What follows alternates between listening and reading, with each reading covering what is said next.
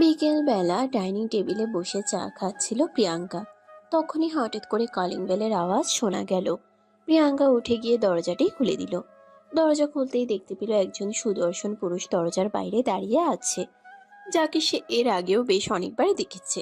প্রিয়াঙ্কা তাকে দেখেই বলতে লাগলো, হাই হ্যালো অ্যান্ড আসসালামু আলাইকুম টু অল। আমি তোমাদের সকলের প্রিয় প্রিয়াঙ্কা বলছি। আমি জানি তোমরা আমাকে অনেক মিস করো এবং অনেকেই আমাকে মেসেজ করে বলো, আপু প্লিজ নিয়মিত কেন গল্প দিচ্ছেন না। তো তোমাদের সবার জন্য আমি একটা সুখবর নিয়ে এসেছি। তোমরা তো জানো আমার একটা হচ্ছে অফিসিয়াল চ্যানেল আছে, ভয়েস অফ প্রিয়াঙ্কা, এবং এইটার সাথে এখন আমি নতুন আরেকটা অফিসিয়াল চ্যানেল খুলছি, সেটার নাম হচ্ছে স্টোরি এক্সপ্রেস। তো আশা করি এখন থেকে দুই চ্যানেলেই তোমরা গল্প পাবে। মানে একদিন যদি ভয়েস অফ প্রিয়াঙ্কাতে আপলোড হয় তাহলে আরেকদিন স্টোরি এক্সপ্রেসে আপলোড হবে। মানে তোমরা আমার গল্প প্রত্যেক দিনই শুনতে পাবে আমার নিজের অফিসিয়াল চ্যানেল দুইটা থেকে। সো জিনিসটা কিন্তু খুবই সারপ্রাইজিং। তো আশা করতেছি তোমরা তাড়াতাড়ি করে সাবস্ক্রাইব করে দিবে। স্টোরি এক্সপ্রেস চ্যানেলটা ইউটিউবে সার্চে দাও, পেয়ে যাবে। আর না হলে হচ্ছে এই ভিডিওর ঠিক লিঙ্কে তোমরা পাবে, বা হচ্ছে কমেন্টে আমি পিন কমেন্ট করে দিব, তাহলে সেখান থেকেও তোমরা সাবস্ক্রাইব করতে পারো। সো দেরি না করে এক্ষুনি সাবস্ক্রাইব করে ফেলো স্টোরি এক্সপ্রেস। সবাই ভালো থাকবা, সুস্থ থাকবা। আল্লাহ হাফেজ, I love you, bye. Believe me, আমি আমার মতো মানুষ, বিলিভ মি, আমি আপনার মতো ছেঁচড়া মানুষ একটাও দেখিনি। এতদিন ধরে ভার্সিটিতে জ্বালাতন করেছেন, সেটাও না হয় সহ্য করে নিলাম, কিন্তু আজ একদম বাসা অবধি চলে আসবেন এটা আপনার থেকে কখনোই আশা করিনি। আরে এটা তোমাদের বাসা? দেখুন, একদম নাটক করবেন না। জেনে শুনে বাসায় এসেছেন, এখন আবার নাটক করছেন। এটা আমাদের বাসা নাকি? তো আপনার কি মনে হয় এই বাসায় আমরা ভাড়াটিয়া নাকি? আরে তুমি তো অনেক বেশি রেগে যাচ্ছ, প্লিজ একটু ঠান্ডা হও। সেরকম কিছুই না, আমি আসলে এখানে অন্য একটা দরকারে এসেছি। দেখুন, একদম ফাজলামো করবেন না। আপনার মতো ছেলেদেরকে আমার খুব ভালো করেই চেনা আছে। যখন কেউ চুরি করতে গিয়ে ধরা পড়ে যায় তখন সবাই এমন কথাই বলে, কেউই সহজে নিজেকে স্বীকার করতে চায় না। এখন নিশ্চয়ই আপনি এ নিয়ে বলবেন আপনি ভুল করে এখানে চলে এসেছেন, আপনি এখানে আসতে চাননি। দেখুন, এসব মিথ্যা কথা বলে কোনো লাভ হবে না, আপনি ধরা পড়ে গেছেন। বিলিভ মি প্রিয়াঙ্কা, আমি তোমাকে কোনো মিথ্যা কথা বলছি না, যা সত্য তাই বলছি। সত্যি এটাই যে আমি এখানে ইচ্ছা করে আসিনি। দেখুন, আপনার সব ফালতু লেকচার শুনতে আমি এখানে বসে নেই। চুপচাপ এখান থেকে চলে যান, তা না হলে কিন্তু খারাপ কিছু হয়ে যাবে বলে দিলাম। এই বলে প্রিয়াঙ্কা তখনই আশিকের মুখের উপর দরজাটা লাগিয়ে দেবে।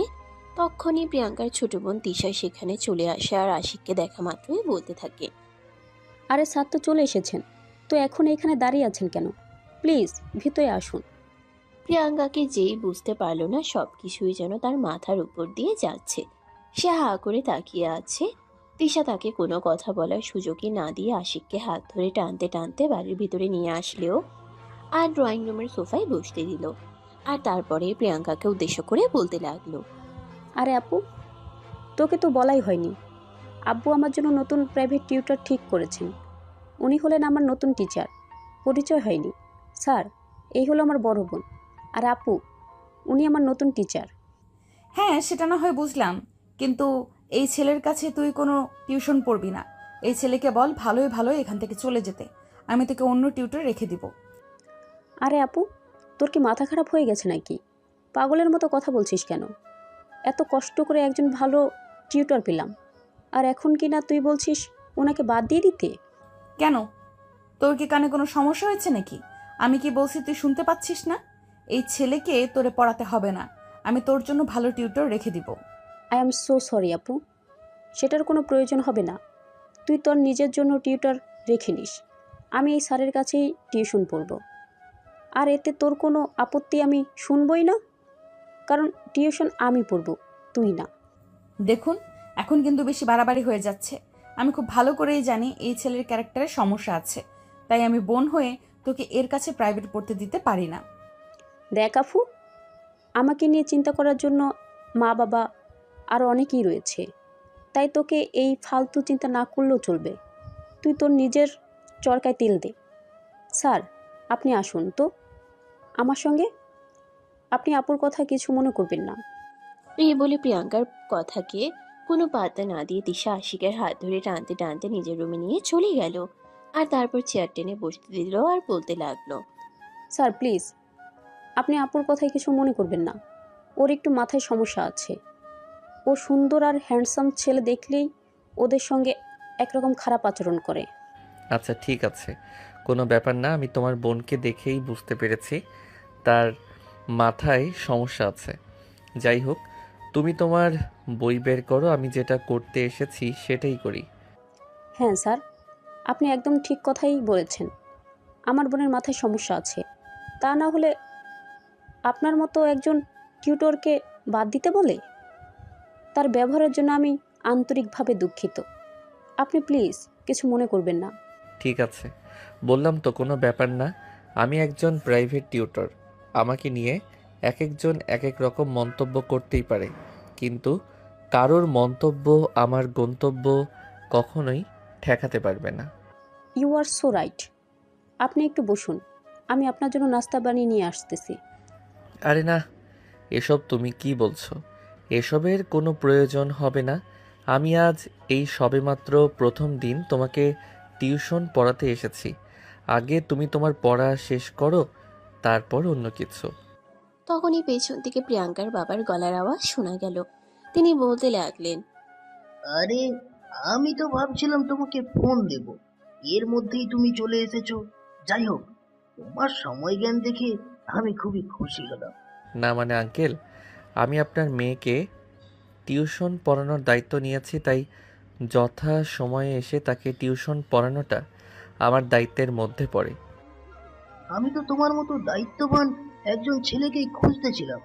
যাই হোক, অবশেষে তোমাকে খুঁজে পেয়ে গেলাম, ভালোই হলো।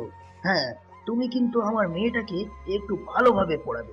আমার মেয়েটা অঙ্ক আর ইংরেজিতে একদমই কাঁচা। আমি তোমার সম্পর্কে ভালো রিভিউ শুনেছি, তাই তো তোমাকে আমার মেয়েকে টিউশন পড়ানোর জন্য ঠিক করলাম। ঠিক আছে আঙ্কেল, কোনো সমস্যা নেই, আপনি কোনো চিন্তা করবেন না। আমি আমার বেস্টটাই দেওয়ার চেষ্টা করব, এবং দেখবেন আল্লাহ সহায় থাকলে আপনার মেয়ে ইনশাল্লাহ এই বছর ভালো রেজাল্ট করবে। তোমার উপর আমার সেই ভরসা আছে। তুমি আমার বন্ধুর মেয়েকে গত বছর টিউশন করিয়েছো, সে একদম খারাপ ছাত্রী ছিল, আর এই বছর সে খুবই ভালো রেজাল্ট করেছে, বলা যায় কলেজের টপার হয়েছে। হ্যাঁ আঙ্কেল, যাকে আমি টিউশন পড়াই তাকে আমি খুব মনোযোগ সহকারে যত্ন নিয়ে পড়ে, যাতে সে খুব ভালো রেজাল্ট করতে পারে। আপনার মেয়ের কাছেও আমি সেরকমই প্রচেষ্টা করব যাতে সে খুব ভালো রেজাল্ট করতে পারে। হ্যাঁ আব্বু, তুমি কোনো চিন্তা করো না। স্যার দেখেই আমি বুক ভালো করে বুঝতে পেরেছি তিনি খুবই ভালো একজন টিউটর। আচ্ছা, যাই হোক, এই প্রথমবার আমাদের বাড়িতে এসেছেন, ওনাকে নাস্তা পানি। হ্যাঁ আব্বু, অবশ্যই। এই তো আমি কিচেনের দিকে যাচ্ছিলাম, তখনই তুমি চলে আসলে। যাই হোক, তোমরা দুজনে গল্প করো, আমি এক্ষুনি স্যারের জন্য নাস্তা পানি বানিয়ে নিয়ে আসতেছি। এই বলে তিশা রুম থেকে বের হয়ে ড্রয়িং রুমের দিকে পা বাড়ায়। তখনই প্রিয়াঙ্কা সেখানে দাঁড়িয়েছিল। প্রিয়াঙ্কার মুখটা একদম ফুলে লুচির মতো হয়ে আছে। এটা দেখিয়ে তিশা প্রিয়াঙ্কাকে বলতে লাগলো, আরে আপু, তোর আবার কি হলো? তুই এইভাবে লুচির মতো ফুলে এখানে দাঁড়িয়ে আছিস কেন? আমার স্যারকে দেখে তোর হিংসা হচ্ছে নাকি? আমার বইয়ে গেছে তোর স্যারকে দেখে হিংসা হতে। তোকে তো আমি বললাম এই ছেলেটার চরিত্রের সমস্যা আছে, তুই এই ছেলেটার কাছে টিউশন পড়িস না, আমি তোকে অন্য টিউটর রেখে দিব। দেখ আপু, একদম ফালতু কথা বলবি না। আমার স্যারকে দেখতে যেমন হ্যান্ডসাম তেমনি মেধাবী আর ট্যালেন্ট। তুই প্লিজ আমার স্যারের পিছনে লাগিস না, তাহলে এই বছরও আমাকে ফেল করতে হবে। আব্বু কি বলেছে জানিস? গত বছর নাকি আব্বুর এক বন্ধুর মেয়েকে প্রাইভেট করিয়েছিল, সেই মেয়ে নাকি এই বছর কলেজে টপার হয়েছে। আমারও স্যারের কাছে টিউশন পড়ে কলেজের টপার হওয়ার ইচ্ছা হয়েছে। তুই কলেজ টপার না লাট্টো হতে পারবি। আমার কথা তো শুনছিস না? যখন ফেল করবি তখন বুঝতে পারবি মজা, তখন আমার কথা মনে পড়বে, তখন কিন্তু আমায় কিছু বলিস না, কারণ আমি তোকে আগে থেকেই হুঁশিয়ার করে দিচ্ছি। তুই যদি আমার কথা না শুনিস তাহলে তো আমার আর কিছুই করার নেই। দেখ আপু, আমি সত্যি কথা বলছি। আমাকে নিয়ে তোর এত মাথা ব্যথা না দেখালেও চলবে। তুই তোর নিজের চরকায় তেল দে, আশা করি ভালো কিছু হবে। এই বলে তিশা কিচেনে ঢুকে গেল আর তার স্যারের জন্য চা বসিয়ে দিল। আর এদিকে ফ্রিজে এসে ফল কাটার জন্য কিছু ফল নিল, কিন্তু দুর্ভাগ্যবশত একটা ফল যেই না কাটতে নিল অমনি তিশার হাত কেটে গেল আর সে চিৎকার দিয়ে উঠল। ও মা গো, বাবা গো, আমার হাতটা কেটে গেল, আহ কি ব্যথা! এই বলে অনেক জোরে জোরে চিৎকার করতে থাকে তিশা। এদিকে প্রিয়াঙ্কা তার রুম থেকে দৌড়ে বের হয়ে আসে। তিশার হাত থেকে মোটামুটি রক্ত পড়ছিল। সে তাড়াতাড়ি করে নিজের গলায় পেঁচিয়ে থাকা ওড়নাটা দিয়ে তিশার হাতটা চেপে ধরে রক্ত বন্ধ করার চেষ্টা করতে থাকে। তখনই আশিক আর প্রিয়াঙ্কার বাবা তারা দুজনও ড্রয়িং রুমে চলে আসে। এদিকে প্রিয়াঙ্কা তিশার হাতে রক্ত বন্ধ করার চেষ্টা করছে। অপরদিকে তিশা আশিককে দেখে আরো ন্যাকা কান্না শুরু করে দেয়। আহ কি ব্যথা লাগছে, কতটা হাত না জানি কেটে গেছে। দেখ, একদম ঢং করিস না। এত ঢং আমার একদমই ভালো লাগে না। তুই কাজটা করতে পারবি না সেটা আমাকে বললেই তো আমি করে দিতাম, কিন্তু ঢং দেখিয়ে কেন নিজে নিজেই করতে গেলি? আর কেনই বা এখন এত নাটক করছিস? আপু, তোমার কি মনে হচ্ছে আমি নাটক করছি? তুমি দেখলে কতটা রক্ত বের হচ্ছে। আমার তো মনে হচ্ছে আমার আঙ্গুলটা কেটে পড়ে গেছে। মানে কিছু দেওয়ার ব্যবস্থা করো। আরে ওরা দুজনে ঝগড়া করা বন্ধ কর। বেশি কেটে গেলে তো এখন ডাক্তারের কাছে নিয়ে যেতে হবে, ব্যান্ডেজ করাতে হবে। সেটার কোনো প্রয়োজন হবে না বাবা, অল্প একটু কেটেছে। আর এই যে সামান্য একটু রক্ত বের হয়েছে, এটা সেরকম কোনো গুরুতর ব্যাপার না। তোমরা ওয়েট করো, আমি ফার্স্ট এড করে দিচ্ছি, ঠিক হয়ে যাবে। তখনই আশিক সামনের দিকে এগিয়ে আসে, তিশার হাতটা ধরতে ধরতে বলে। আরে আমার জন্য এসব কিছু হয়েছে। তোমাকে তো বলেছিলাম আমার জন্য নাস্তা বানাতে হবে না। তুমি যদি আমার জন্য নাস্তা বানাতে না আসতে তাহলে এই অঘটনটা আজ ঘটতো না। উফ স্যার, এভাবে বলবেন না। আপনি আমার স্যার, আর আপনার জন্য এইটুকু তো করতেই পারি। কোনো ব্যাপার না, ঠিক হয়ে যাবে। এই বলে প্রিয়াঙ্কার কাছ থেকে হাতটা ছাড়িয়ে নিল তৃষা। আর তারপর সোজা রুমের দিকে দৌড়ে চলে গেল। কোনো রকম একটা ব্যান্ডেজ করে নিল। তারপর আশিকের সামনে দাঁড়িয়ে বলতে লাগলো। এই তো স্যার, ঠিক হয়ে গেছে। আপনি বসুন, আমি চুলায় চা বসিয়ে রেখে এসেছিলাম, ওটা নিয়ে আসি। এই না, একদম নয়। তোমাদের বাড়িতে কি অন্য কেউ নেই নাকি যে ওটা করতে পারবে না? তোমাকে এখন কোথাও যেতে হবে না, তুমি এখানে চুপচাপ বসো। এমনিতেই অনেকখানি হাত কেটে গেছে, এখন আর কোনো রিস্ক নিতে যেও না। তিশাও তখন ন্যাকামি করে বলতে লাগলো। হ্যাঁ স্যার, এটা আপনি একদম ঠিক কথাই বলেছেন। কিন্তু দেখেন, আমার আপুকে সে বলল নাকি অল্প একটু কেটেছে, এগুলো নাকি কোনো ব্যাপার না। আসলে কি জানেন স্যার, আমার আপুটা না আমাকে একদমই সহ্য করতে পারে না, সব সময় এমন করে। আসলে সৎ বোন হলে যা হয় আর কি।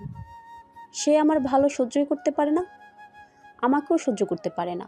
যখনই শুনলো আমি আপনার কাছে টিউশনি করব, আমি ভালো রেজাল্ট করে ফেলবো, এতেই তার হিংসা শুরু হয়ে গেছে। দেখো, এভাবে কাউকে বলতে হয় না। সৎ হোক, তোমার বোন তো, সে তোমার ভালোই চাই। দেখো, তোমাদের ফ্যামিলির মানুষ যদি আমাকে ভালো না বাসে তাহলে আমি এখানে এসে তোমাকে টেনশন করাবো না। আরে স্যার, আপনাকে সত্য কথা বললেও দেখি আমি বিপদে পড়ে গেলাম, সেরকম কোনো ব্যাপার না। ওর কথাই আপনি কিছু মনে করবেন না। ওকে যে যার কথায় ওকে যে যার কথায় আপনি এই বাড়িতে আসা বন্ধ করে দেবেন। আমি আছি, আমার বাবা মা আছে। তাছাড়া বাবা কিন্তু তার সমস্ত সম্পত্তি আমার মায়ের নামে লিখে দিয়েছে, তাই সে এই বাড়িতে একজন আশ্রিতা হিসেবে আছে মাত্র। খুবই ব্যঙ্গ করে কথাগুলো বলছিল তিশা। আর আশিকের সবকিছু চুপচাপ শুনছিল, সে কোনো উত্তর দিচ্ছিল না। আর এদিকে তখনই প্রিয়াঙ্কার নাস্তার প্লেট হাতে নিয়ে তাদের রুমে প্রবেশ করে। তিশা আর আশিক একদম পাশাপাশি বসেছিল। প্রিয়াঙ্কা রুমে ঢুকেই গলায় কাশি দেয়, তারপরেই বলতে থাকে। তিশা, আমি কি রুমের ভেতরে আসবো? এখানে তোর স্যারের জন্য নাস্তা রেডি করে এনেছি। রুমের ভেতর চলে এসে তারপর আর পারমিশন নেওয়ার কি আছে? পারমিশন নেওয়ার যদি ইচ্ছেই থাকতো তাহলে তো রুমের বাহিরেই থেকেই পারমিশন নিতে। যাই হোক, চলে এসেছো যখন এসেই গেছো, এখন তার বলে কোনো লাভ নেই। নাস্তাটা টেবিলের উপর রাখো, আর চুপচাপ এখান থেকে চলে যাও। প্রিয়াঙ্কা মনে মনে অনেক কষ্ট পেলেও মুখে কিছুই বলল না। চুপচাপ টেবিলের উপর নাস্তাটা রেখে সেখান থেকে চলে গেল। আর তখনই তিশা সেখান থেকে উঠে গিয়ে নাস্তার প্লেটটা আশিকের হাতে তুলে দিয়ে বলতে লাগলো, স্যার, আজকে তো আর পড়া হবে না, আপনি নাস্তাটা খেয়ে নিন, তারপর চলুন আমরা বাইরে থেকে কোথাও একটা ঘুরে আসি। I am so sorry Tisha, এটা আমাকে দিয়ে হবে না, কারণ আমার আরও একটা টিউশন আছে। আমি তোমাকে পড়িয়ে তারপর ওখানে যাব। স্যার প্লিজ, একদিন টিউশন না গেলে কিছু হবে না, আপনি চলুন আমার সঙ্গে, দুজন মিলে সারাটা বিকেল ঘোরাঘুরি করব।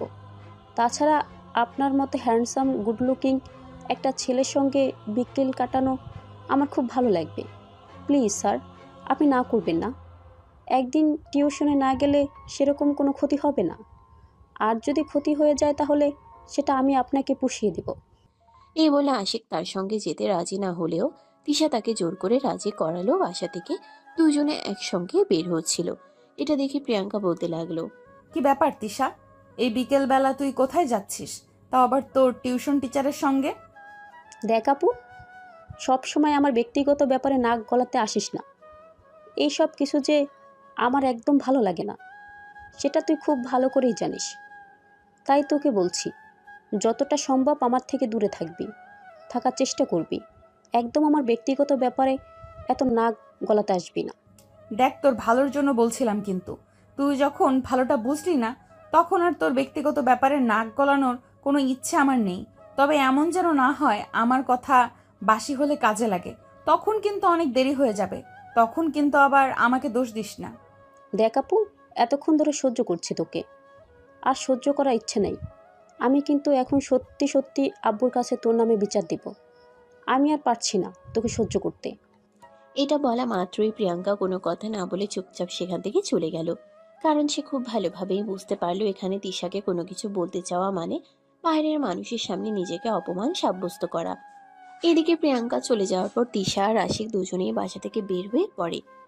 আশিকের অনিচ্ছা সত্ত্বেও সেদিন সারাটা বিকেল তিশার সঙ্গে কাটাতে হয়। তার অন্যতম কারণ হচ্ছে আশিক নিম্ন মধ্যবিত্ত ফ্যামিলি থেকে উঠে আসা একটা সাধারণ ছেলে, যে অসীম স্বপ্ন নিয়ে ঢাকা শহরে এসেছে পড়াশোনা করে চাকরি বাকরি কিছু একটা করার জন্য। কিন্তু ঢাকা শহরের মতো একটা জায়গায় পড়াশোনার খরচ চালানো অতটাও সহজ কাজ নয়। এখানে নিজের খাওয়া দাওয়া, থাকা এবং পড়াশোনার খরচ চালাতে মোটামুটি ভালো একটা অ্যামাউন্ট গুনতে হয়, যেটা তার দিনমজুর বাবার পক্ষে চালানো একদমই সম্ভব নয়। তাই সে এখানে আসার পর থেকে বেশ কয়েকটা টিউশন পড়ায়। আর এখানে মূল রিজন হলো আশিক অন্য সব কয়টা টিউশন পড়িয়ে যে কয়টা টাকা বেতন পায়, প্রিয়াঙ্কার বাবা তিশাকে পড়ানোর জন্য এর চাইতে বড় একটা অ্যামাউন্ট ফিক্সড করে রেখেছেন। তাই অন্য কয়টা টিউশন হাতছাড়া হয়ে গেলেও আশিককে এই টিউশন হাতছাড়া করা চলবে না। এতে যত সমস্যাই হোক না কেন এটা তাকে কন্টিনিউ করতেই হবে। অপরদিকে প্রিয়াঙ্কা আর আশিক একই ভার্সিটিতে একই সেমিস্টারে আর একই ক্লাসে পড়াশোনা করে। দুজনেই এই বছর অনার্স প্রথম বর্ষের স্টুডেন্ট। সেদিকেই দুজনের পরিচয়। প্রিয়াঙ্কা মনে মনে আশিককে প্রথম দিন থেকেই পছন্দ করে, কিন্তু কোনো একটা কারণে হয়তো সেটা বলা হয়ে উঠছে না। আর এদিকে হঠাৎ করেই আশিক তাদের বাড়িতে এভাবে তারই ছোট বোনকে টিউশন পড়াতে চলে আসবে, এটা প্রিয়াঙ্কার বোধগম্য ছিল না। প্রিয়াঙ্কা তার ছোট বোনের সম্পর্কে খুব ভালোভাবেই জানে, কারণ তার ছোট বোন আরও আগে থেকেই সুদর্শন কোনো ছেলেকে দেখলেই তার সঙ্গে প্রেম করতে চায়, সম্পর্ক জড়াতে চায়। এদিকে আশিক দেখতে মাশাআল্লাহ যথেষ্ট হ্যান্ডসাম।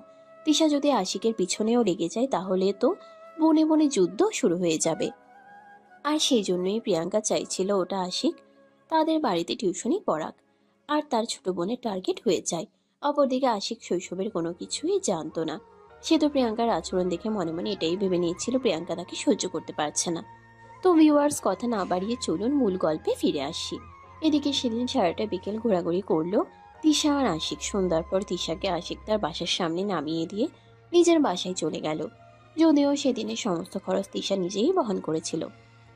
এর পরের দিন যখন সকালবেলা প্রিয়াঙ্কা ভার্সিটিতে আসলো, দেখতে পেল আশিকও তখনই ভার্সিটির গেট দিয়ে ভিতরে প্রবেশ করছে। প্রিয়াঙ্কা আশিককে দেখা মাত্রই তার হাতটা ধরে একটু আড়ালে ডেকে নিয়ে গেল আর বলতে লাগলো, এই, তুমি আমার বোনকে কেন টিউশন পড়াতে গিয়েছো? আরে আজব তো, তুমি এই বিষয়টা নিয়ে ভার্সিটিতেও কথা বলা শুরু করে দিয়েছো। আমি টিউশন পড়াই, যাকে ইচ্ছা তাকেই পড়াতে পারি, এতে তো তোমার সমস্যা হওয়ার কোনো কথা নেই। আমার সমস্যা আছে। তুমি পৃথিবীর যাকে ইচ্ছা তাকে টিউশন পড়াও, তাতে আমার কোনো আপত্তি নেই, কিন্তু তুমি আমার বোনকে টিউশন পড়াতে পারবে না, আমাদের বাড়িতে যেতে পারবে না। দেখো, আমি তোমার কথা শুনতে পারবো না, কারণ তোমার বাবা আমাকে মোটা অঙ্কের একটা মাইনে দেবেন, যেটা আমার আর 5টা টিউশন মাইনের সমান। তাই এখানে তোমার কোনো সমস্যা হলে সেটা আমার দেখার বিষয় নয়। আমাকে টিউশন পড়াতে হবে, আমাকে ওই বাড়িতে যেতে হবে, এটাই সবচেয়ে বড় কথা। এতে তোমার যাই কিছু হোক না কেন, তাতে আমার কিছুই যায় আসে না। আশা করি তুমি সম্পূর্ণ বিষয়টা খুব ভালোভাবেই বুঝতে পেরেছো। আমার কোনো কিছু বোঝার কোনো প্রয়োজন নেই, আমি তোমাকে যেটা বলেছি সেটাই হবে। তুমি আর কোনো দিন আমাদের বাড়িতে আমার ছোট বোনকে টিউশন পড়াতে যাবে না। আর টিউশন পড়াতে গিয়েছো বেশ ভালো কথা, কিন্তু তুমি কাল বিকেলে কেন আমার বোনকে নিয়ে বাইরে ঘুরতে গিয়েছিলে? আজব তো, তুমি নিজেই দেখতে পেলে আমি যেখানে যেতে চাইনি তোমার বোন আমাকে জোর করে নিয়ে গেছে সেখানে। তুমি আমাকে কেন দোষ দিচ্ছ? তোমার যদি এতই সমস্যা হয়ে থাকে তাহলে তুমি তোমার নিজের বাবার সঙ্গে কেন এ ব্যাপারে কথা বলছো না? কেন অযথাই আমাকে এইসব কথা শোনাচ্ছ? কারণ আমি এই কথা বলে বাবাকে বলতে পারবো না। আর তুমি আমার ক্লাসমেট, তোমাকে আমি চিনি, তাই এই কথাগুলো বলতে পারি। তাই আবারও তোমাকে আমি বলছি, তুমি আমাদের বাড়িতে যাবে না টিউশন পড়াতে। ওকে ফাইন, আমি যাব না। কিন্তু তোমার বাবা যে আমাকে তোমার ছোট বোনকে পড়ানোর জন্য মোটা একটা পেমেন্ট করবে, সেটার টাকা কে দেবে বলো শুনি? তোমার কি সেই সামর্থ্য আছে যে তুমি আমাকে ওই অ্যামাউন্ট দিবে? তাছাড়া যখন আমি তোমার পিছনে পাগলের মতো ছুটে চলেছিলাম তখন তো তুমি আমাকে 2 পয়সার মূল্য দাওনি, উল্টে আরও ডিমান্ড দেখিয়ে চলে গেছো। আশিকের মুখ থেকে এই কথা শুনে প্রিয়াঙ্কা মুহূর্তের জন্য স্তব্ধ হয়ে গেল। হ্যাঁ, এই কথা তো একদমই সত্যি যে প্রিয়াঙ্কার বাবা আশিককে তার ছোট বোনকে পড়ানোর জন্য যে মোটা একটা অ্যামাউন্ট দেবে, সেটা প্রিয়াঙ্কার পক্ষে আশিককে দেওয়া কোনোভাবেই সম্ভব নয়। কারণ প্রিয়াঙ্কার বাবা প্রিয়াঙ্কাকে মাস শেষে সামান্য কিছু টাকা দেয়, শুধু তার হাত খরচ এবং প্রয়োজনীয় খরচ মেটানোর জন্য। তার বাবা তার সৎ মায়ের জন্য তাকে কখনোই সেভাবে হাত খরচ তো দূরের কথা, প্রয়োজনীয় জিনিসগুলোও দিতে পারেন না। তাই প্রিয়াঙ্কা আর কোনো কথা না বলে চুপচাপ সেখান থেকে চলে গেল। সেদিন ভার্সিটি ছুটি হওয়ার পর প্রিয়াঙ্কা গেটের সামনে দাঁড়িয়ে আশিকের জন্য অপেক্ষা করতে থাকে। বেশ কিছুক্ষণ পর আশিক ভার্সিটি থেকে বের হতে চাইলেই প্রিয়াঙ্কা তার সামনে দাঁড়ায় আর বলতে থাকে, দেখো, আমি তোমাকে তখন মূল্য দিইনি ঠিক আছে, কিন্তু আমি সত্যিই তোমাকে মন থেকে অনেক বেশি ভালোবাসি। আর আমি নিশ্চিত তোমাকে দেখে আমার বোন ক্রাশ খেয়ে বসে আছে, তাই আমি চাই না বনে বনে শত্রুতা তৈরি করতে। তুমি প্লিজ ওই বাড়িতে যেও না। I am so sorry.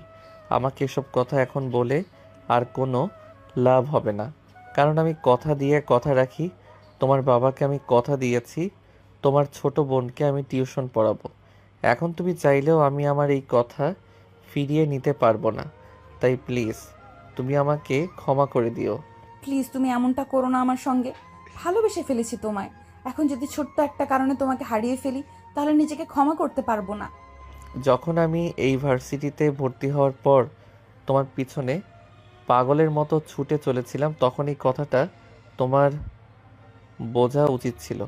প্রথম দেখাতেও ভালোবাসা হয়, কিন্তু তখন তুমি আমাকে কোনো পাত্তা দাওনি। তাই এখন আমার পিছনে পাগলের মতো ছুটাছুটি করে আর কোনো লাভ নেই। আমায় ক্ষমা করতে পারো। এই বলে প্রিয়াঙ্কাকে আর কোনো কথা বলার সুযোগ না দিয়ে আশিক সেখান থেকে চলে গেল। আর এদিকে এরপর থেকে আশিক প্রতিদিনই তিশাকে নিয়ম করে পড়াতে আসতো। আর তিশাকে পড়াতে আসলেই তিশা প্রতিদিনই প্রিয়াঙ্কাকে অর্ডার দিত আশিককে নাস্তা বানিয়ে দেওয়ার জন্য। প্রিয়াঙ্কাও কোনো উপায়ান্তর না পেয়ে নাস্তা বানিয়ে দিতে হতো। প্রিয়াঙ্কা সেখানে না বলার কোনো উপায় ছিল না, কারণ ওই বাড়িতে প্রিয়াঙ্কা ছিল সাধারণ একজন কাজের লোকের মতোই। যদিও সেটা তার বাবার বাড়ি ছিল, কিন্তু সেখানে তার কোনো অধিকার ছিল না। সব সময় সবাই তার উপর হুকুম তামিল করত। শুধুমাত্র প্রিয়াঙ্কার বাবা ছাড়া প্রিয়াঙ্কার বাবা ছিলেন ওই বাড়িতে ওই একজন মানুষ, যে কিনা প্রিয়াঙ্কাকে মন থেকে একটু হলেও ভালোবাসতো। আরও প্রিয়াঙ্কা সেই ভালোবাসাটাকে আঁকড়ে ধরে বেঁচে থাকতে চায়, কিন্তু স্ত্রীর সামনে কখনোই সেটা প্রকাশ করতে পারতেন না প্রিয়াঙ্কার বাবা। কারণ প্রিয়াঙ্কার জন্মের কয়েক বছর পরেই তার মা একটা বিশাল বড় রোগে আক্রান্ত হয়ে মারা যান। আর তারপরেই ছোট্ট প্রিয়াঙ্কার দেখাশোনা করার জন্য তার বাবা দ্বিতীয় বিয়ে করেন। কিন্তু সেই বিয়ে প্রিয়াঙ্কার জীবনে কাল হয়ে দাঁড়াবে এটা তিনি কখনো কল্পনাও করতে পারেননি। চেয়েছিলেন মেয়ের ভালো, কিন্তু হয়ে গেল খারাপ। সৎ মা সংসারে আসার পর থেকেই প্রিয়াঙ্কার প্রতি অবহেলা অনাচার ক্রমশ বাড়তেই থাকে। প্রিয়াঙ্কার জ্ঞান বুদ্ধি হওয়ার পর থেকে কখনো এমনটা হয়নি ভালো একটা জামা কাপড় সে পরতে পেরেছে কিংবা ভালো একটা খাবার সে খেতে পেরেছে। কিন্তু তারপরেও নিয়তির প্রতি তার কোনো অভিযোগ নেই, কারণ সে এটাকে নিজের ভাগ্য বলে মেনে নিয়েছে। এই তো সেদিন প্রিয়াঙ্কার শরীরটা একটু খারাপ লাগছিল। ভার্সিটি থেকে এসে এসে নিজের রুমে গিয়ে দুপুরের খাবার না খেয়ে ঘুমিয়ে পড়েছিল। এদিকে টিউশন পড়ানোর জন্য আশিক তাদের বাসায় আসে। তিশা আশিককে দেখা মাত্রই প্রিয়াঙ্কাকে চেঁচিয়ে বলতে থাকে আশিককে নাস্তা বানিয়ে দেওয়ার জন্য। কিন্তু প্রিয়াঙ্কা ঘুমিয়ে বিবর্তন ছিল, তাই তিশার গলার আওয়াজ তার কান পর্যন্ত পৌঁছায়নি। অপরদিকে পড়াতে আসার 20 মিনিট পার হয়ে যাওয়ার পরেও টিচারের নাস্তা না পেয়ে রেগে যায় তিশা। আর বই রেখে টেবিল থেকে উঠে আসে তিশা প্রিয়াঙ্কার রুমে গিয়ে দেখে প্রিয়াঙ্কা ঘুমাচ্ছে। এটা দেখে সে আর নিজের রাগ কন্ট্রোল করতে না পেরে ঘুমন্ত প্রিয়াঙ্কার উপর টেবিলে থাকা ফুলদানিটা ছুঁড়ে মারে। তখনই প্রিয়াঙ্কার কপাল ফেটে গিয়ে রক্ত পড়তে থাকে। প্রিয়াঙ্কা ঘুমন্ত অবস্থাতেই চিৎকার দিয়ে ওঠে। মা গো, বাবা গো, মরে গেলাম গো। প্রিয়াঙ্কার এমন চিৎকারের আওয়াজ শুনে ঘুম থেকে বের হয়ে আসেন প্রিয়াঙ্কার সৎ মা। তিনি ওই রুমে এসেই তিশাকে বলতে থাকেন, কি ব্যাপার দিশা, কি হয়েছে এখানে? এই হারামজাদিটা এভাবে চিৎকার করছে কেন? দেখো না আম্মু, আমি সেই কখনই বলছি আমার স্যারকে নাস্তা বানিয়ে দেওয়ার জন্য, আর এই হারামজাদি এটা এখনও এখানে পড়ে পড়ে ঘুমাচ্ছে। খুব ভালো করেছো তুমি এটা। ওর কত বড় সাহস! ওর কাছে আমার মেয়ে নাস্তা চেয়েছে আর সে এটা না করে পড়ে পড়ে ঘুমাচ্ছে। এই হারামজাদি, এখনো তুই এখানে চিৎকার করছিস? যা চুপচাপ আমার মেয়ে টিচারের জন্য নাস্তা বানিয়ে নিয়ে আয়। এই বলে প্রিয়াঙ্কার কপাল থেকে রক্ত ছড়িয়ে পড়া সত্ত্বেও প্রিয়াঙ্কার সৎ মা তার চুলের মধ্যে টেনে তোলার চেষ্টা করে। আর তখনই প্রিয়াঙ্কা বলতে থাকে, আর এগুলো কি করছো? দেখছো তো আমার কপাল ফেটে গেছে, কপাল থেকেও রক্ত ঝরছে। তারপরেও তোমরা আমার সঙ্গে এরকম আচরণ করতে পারছো? তোমাদের বিবেকে একটুও বাচ্ছে না? তুই মরে যাস না কেন? মরতে পারিস না তুই? মরে গেলে তো একটা আপদ ঘাট থেকে বিদায় হয়। তোকে বসিয়ে বসিয়ে খাওয়াবো, এটা তুই ভাবিস কি করে? এক্ষুনি যা আমার মেয়ে টিচারের জন্য নাস্তা বানিয়ে নিয়ে আয়। হ্যাঁ, এটাই তো বাকি। আমি মরে গেলেই তোমরা বাঁচো আর আমিও বেঁচে যাই। আল্লাহর কাছে শুধু একটাই কথা বলার, আল্লাহ তুমি আমাকে উঠিয়ে নাও। আমি এসব কিছু সহ্য করতে পারছি না। আমাকে আমার মায়ের কাছে পাঠিয়ে দাও, সেখানে গিয়ে অন্তত একটু শান্তি পাবো। এই বলে প্রিয়াঙ্কা কান্না করতে থাকে। আর তখনই আশিক সেখানে ছুটে চলে আসে। প্রিয়াঙ্কার এমন অবস্থা দেখে আশিক আর কোনোভাবেই নিজেকে সামলে রাখতে পারছিল না। তার পকেট থেকে রুমাল বের করে প্রিয়াঙ্কার কপালটা বেঁধে দিল। আর তারপর প্রিয়াঙ্কার মাকে বলতে লাগলো, আন্টি, ওকে তো এখনই হসপিটালে নিয়ে যেতে হবে। প্লিজ আপনি কিছু একটা ব্যবস্থা করুন। ওর তো কপাল থেকে অনেক রক্ত বের হয়েছে, মাথা ফেটে গিয়েছে। এক্ষুনি ডাক্তার না দেখালে খারাপ কিছু হয়ে যাবে। আরে বাবা, তুমি ওসব নিয়ে চিন্তা করো না, ঠিক হয়ে যাবে, কোনো ব্যাপার না। তুমি যাও আমার মেয়েকে পড়াও, আমি তোমার জন্য নাস্তার ব্যবস্থা করছি। ওকে নিয়ে তোমার এত চিন্তা করতে হবে না। আরে আন্টি, আপনি এটা কেমন কথা বলছেন? এদিকে মেয়েটা মরে যাওয়ার মতো অবস্থা, আগে ওকে ডাক্তারের কাছে নিয়ে যেতে হবে। আমি তো আর চা খাওয়ার জন্য মরে যাচ্ছি না। আপনি প্লিজ কিছু একটা ব্যবস্থা করুন। ওর কপাল থেকে তো অনেক রক্ত বের হচ্ছে। আরে বাবা শোনো, আমাদের টাকা পয়সা অতটাও বেশি হয়নি যে ওর জন্য আমরা টাকা পয়সা নষ্ট করব। তুমি যাও আমার মেয়েকে পড়াও। ও ভাব দেখাচ্ছে, দেখবে এমনি এমনি সব ঠিক হয়ে যাবে। এই বলে প্রিয়াঙ্কার মা সেখান থেকে চলে গেল। এদিকে আশিক খুব ভালোভাবেই বুঝতে পারলো এখানে প্রিয়াঙ্কার খারাপ কিছু হয়ে গেলেও তারা প্রিয়াঙ্কাকে ডক্টরের কাছে নিয়ে যাবে না। তাই সে নিজেই ঠিক করলো প্রিয়াঙ্কাকে ডাক্তারের কাছে নিয়ে যাবে। প্রিয়াঙ্কাকে সে পাজাকুলে তুলে নিল। আর এটা দেখে তিশা রেগে আগুন হয়ে বলতে লাগলো, আরে স্যার, এটা আপনি কি করছেন? আপনি এই ছোট লোকের মেয়েটাকে কুলে নিয়েছেন কেন? এক্ষুনি রেখে দিন এখানে, তা না হলে কিন্তু ভালো হবে না, বলে দিলাম।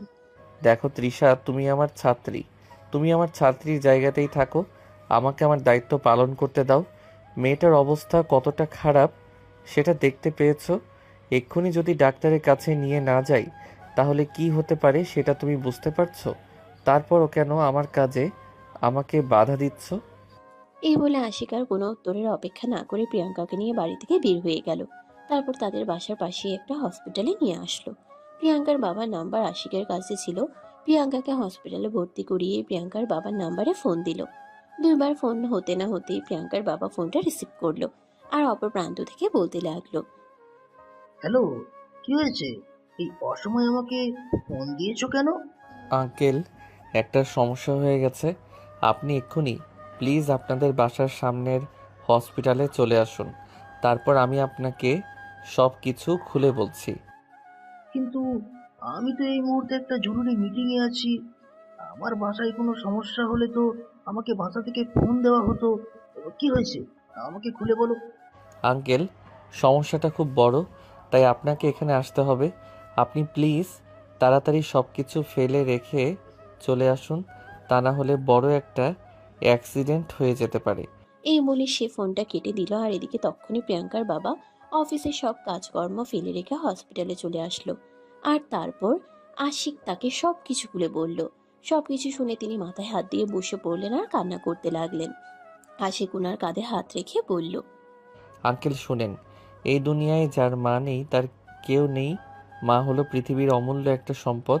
তবে আমার মনে হয় আপনার একটু কঠোর হওয়া উচিত, তা না হলে এই সংসারে আপনার মেয়েটা আর বেশি দিন টিকতে পারবে না। এই অবস্থাতে আপনার মেয়েটাকে তারা যতটা অবহেলা করেছে, আমি যদি এই জায়গায় না থাকতাম তাহলে তো খারাপ কিছু হয়ে যেতে পারতো। কিন্তু আমি কি করব সেটা তুমি নিজেই আমাকে বলে দাও।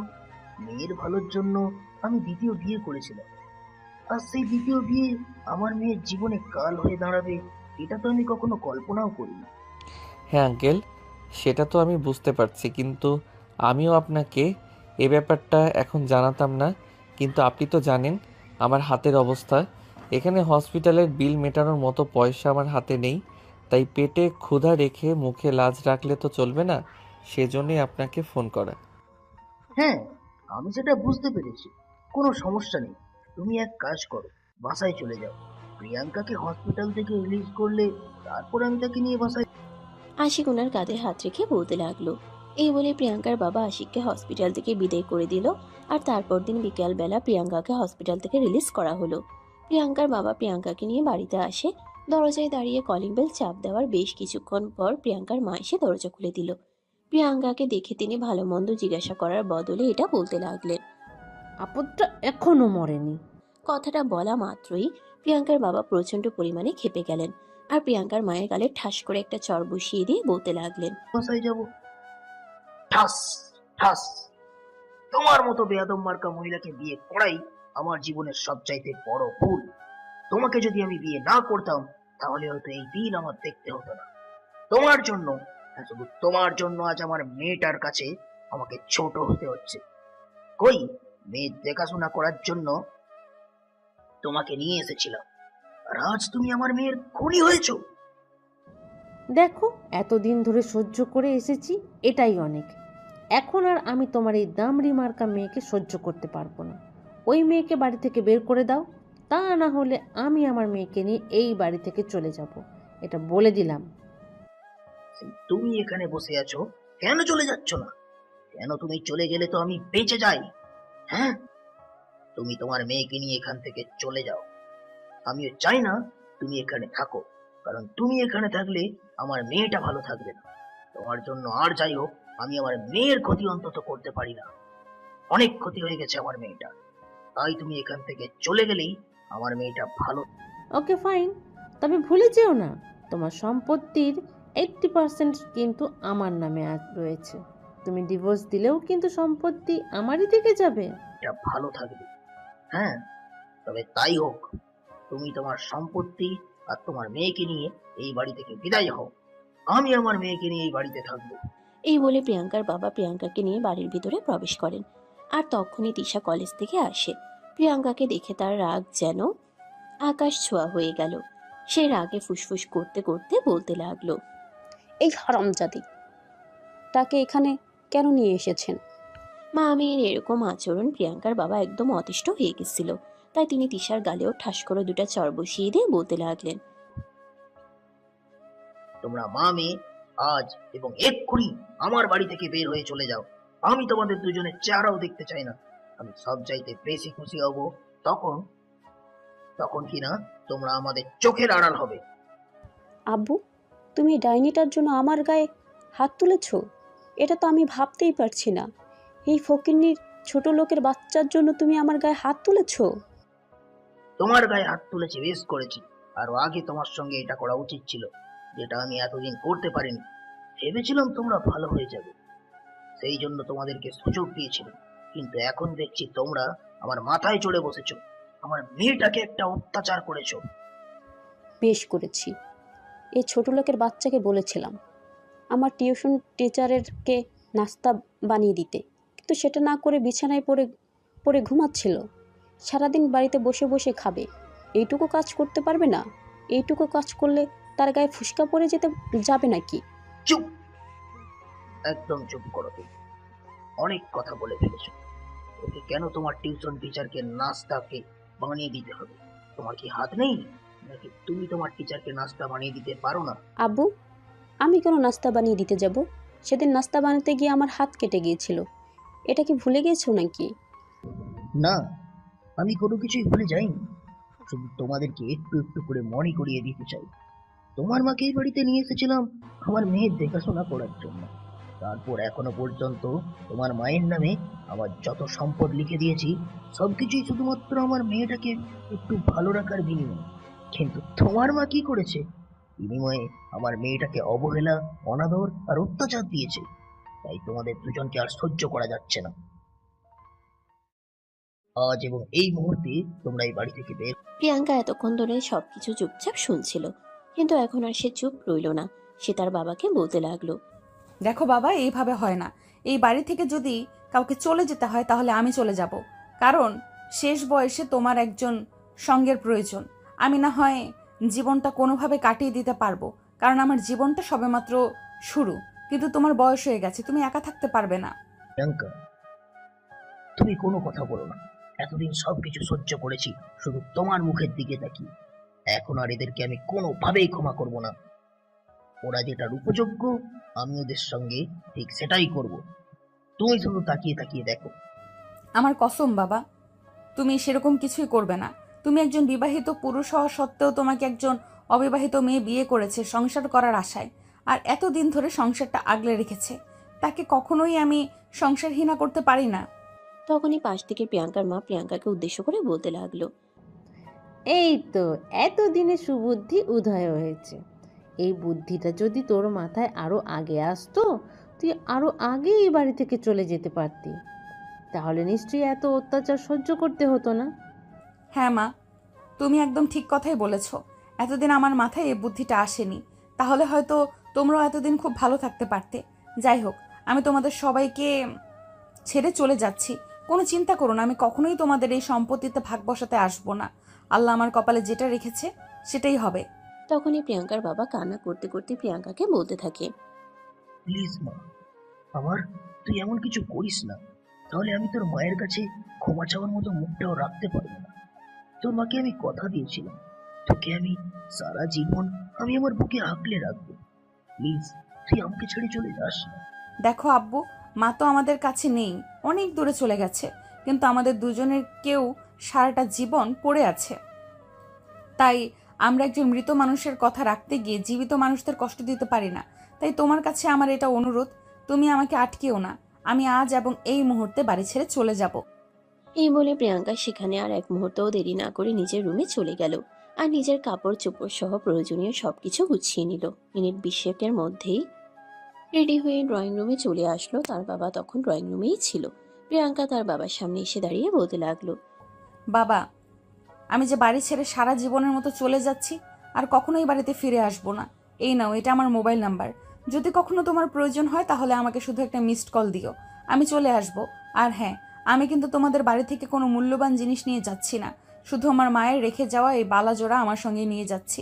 এটা আমার মায়ের শেষ স্মৃতিচিহ্ন, এটা আমি তোমাদের কাছে ফেলে যাব না। ঠিক ওই মুহূর্তে প্রিয়াঙ্কার মা এসে সেখানে উপস্থিত হয় আর প্রিয়াঙ্কার হাতে থাকার লাগেজ দেখে বলতে লাগলো, কি ব্যাপার, এই তল্পি তল্পা গুছিয়ে কোথায় যাচ্ছিস? চলে যাচ্ছি মা এখান থেকে। তোমাদের আর কোনো চিন্তা করতে হবে না, আর কেউ তোমাদের সম্পত্তিতে ভাগ বসাতে আসবে না। এই বাড়িতে এখন থেকে শুধু তোমরাই রাজত্ব করবে। আমি নামক এই মানুষটা আর কখনো তোমাদের চোখের কাঁটা হয়ে দাঁড়াবো না।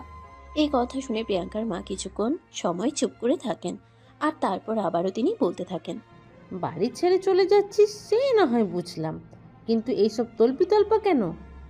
এই বাড়ি থেকে দামি দামি জিনিসপত্র সব তোর সঙ্গে নিয়ে যাচ্ছিস নাকি?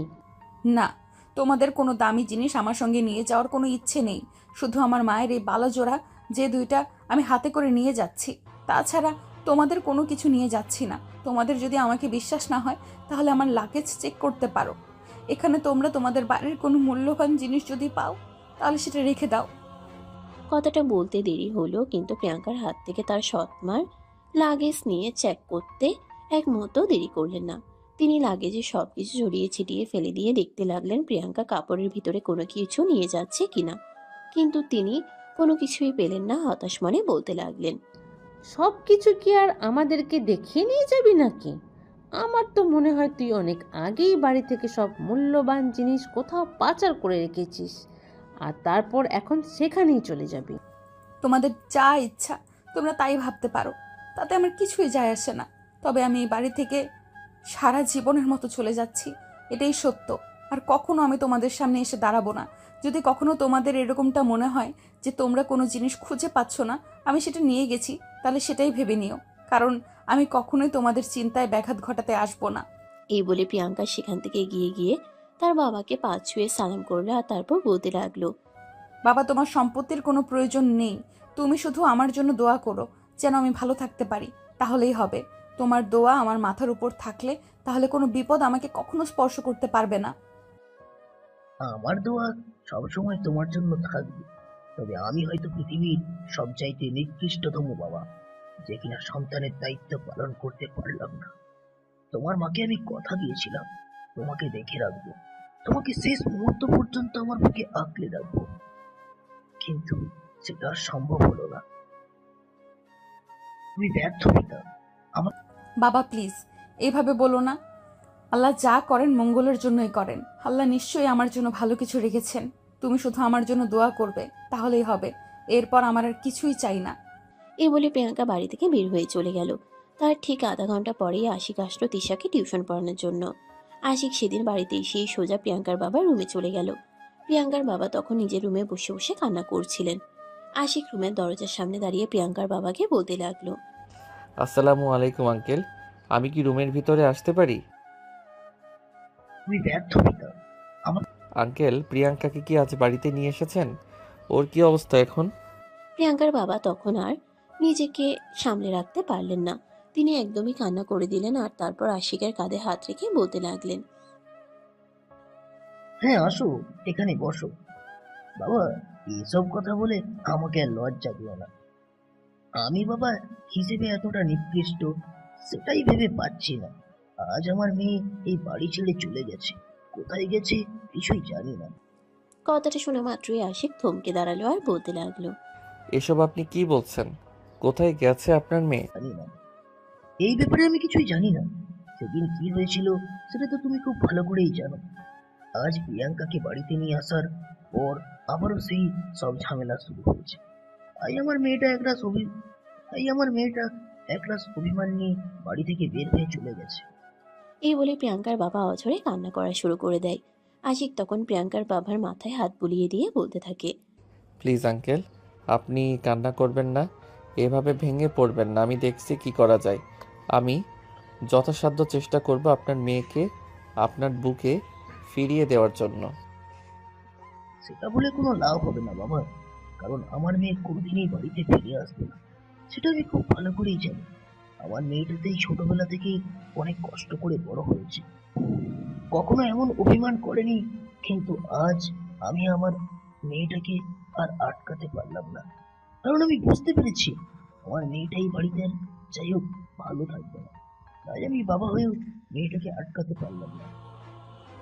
দেখুন আঙ্কেল, আমি এই কদিনে আপনার মেয়ের ব্যাপারে কিছুটা হলেও জানতে পেরেছি, কিন্তু আমার মনে হয় আপনার ওকে এইভাবে এই বাড়ি থেকে বের হয়ে চলে যেতে দেওয়াটা একদম ঠিক হয়নি। আপনার তাকে আটকানো প্রয়োজন ছিল, আপনার তাকে বোঝানো প্রয়োজন ছিল, কারণ হাজার হোক আপনি একজন বাবা, আপনার সন্তানের প্রতি আপনার দায়িত্ব রয়েছে। কিন্তু আমি কি করব বলো, বিয়ে করেছিলাম মেয়েকে ভালো রাখার জন্য, কিন্তু সেই ভালোটাই যখন রাখতে পারলাম না তখন আমার আর কি করার ছিল। আমি তো হাজার চেষ্টা করেও ব্যর্থ হয়ে গেলাম। আমি আমার মতো স্ত্রীর কাছে কি জবাব দেব? আমি আমার মৃত স্ত্রীর কাছে কি জবাব দেব সেটাই তো ভেবে পাই না। যাকে আমি কথা দিয়েছিলাম তার সন্তানকে আমি দেখে রাখবো, ভালো রাখবো, কিন্তু সেটাই করতে পারলাম না। এই বলে আরো জোরে জোরে কান্না করতে থাকে প্রিয়াঙ্কার বাবা। আর তখনই তিশা সেখানে এসে উপস্থিত হয়। আশিককে দেখা মাত্রই তৃষা একটু মুচকি হেসে আশিকের দিকে এগিয়ে এসে বলতে থাকে, আরে স্যার, আপনি চলে এসেছেন। আসুন, আপনি আমার রুমে আসুন।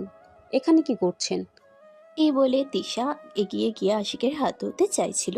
তখনই আশিক তিশার হাত ধরে নিজের হাতটা এক ঝটকায় ছাড়িয়ে নিয়ে বলতে লাগলো, তোমরা মানুষ নাকি অন্য কিছু সেটা ভাবতেই আমার অবাক লাগে। তুমি একটা মেয়ে হয়ে আরেকটা মেয়ের সঙ্গে এরকম আচরণ কি করে করতে পারো? হাজার হোক তোমার শরীরে যে রক্ত বইছে তার শরীরেও একই রক্ত। স্যার প্লিজ, আপনি আমার টিচার আছেন, টিচারের জায়গায় থাকুন। আমাদের ফ্যামিলিগত ব্যাপারে নাক গলাতে আসবেন না, এটা আপনার কাছে থেকে আমি আশা করছি না। দেখো, যার কাছে মনুষ্যত্ব বোধ নেই তাকে আমি আর যাই হোক আমার স্টুডেন্ট বানাতে পারি না। আমার ভাবতে অবাক লাগে আমি তোমার টিচার। কথাগুলো তোমাকে বলতে চাইনি তিশা, কিন্তু তারপর আমি বলতে বাধ্য হলাম। তুমি তোমার বোনকে কিভাবে বাড়ি থেকে বের করে দিতে পারলে? স্যার, আপনি মনে হয় ভুলে যাচ্ছেন, সে আমার আপন বোন নয়, সৎ বোন। সে কখনোই আমার ভালো চায় না, আমার ভালো চাইতে পারেই না। তাছাড়া ও যেটা যোগ্য, ওর সঙ্গে সেটাই হয়েছে। এখানে আমাদের কোনো দোষ নেই। আপনি কেন অযথাই আমাদেরকে দোষারোপ করছেন? হ্যাঁ, সত্যি তোমাদের কোনো দোষ নেই। সমস্ত দোষ হলো এই লোকটার, যে তোমাদের পিতা তোমাদের দুই বোনকে জন্ম দিয়েছেন, তোমার মাকে স্ত্রীর অধিকার দিয়েছেন। উনি যদি এই ভুলগুলো না করতেন তাহলে হয়তো উনাকে এই বয়সে এসে এই পরিস্থিতিগুলোর মুখোমুখি হতে হতো না। তাই আমি সমস্ত দোষ ওনাকেই দিচ্ছি, তোমাদেরকে কিছু বলছি না। তবে আজকের পর থেকে আমি কখনোই তোমাকে টিউশন পড়াতে আসবো না।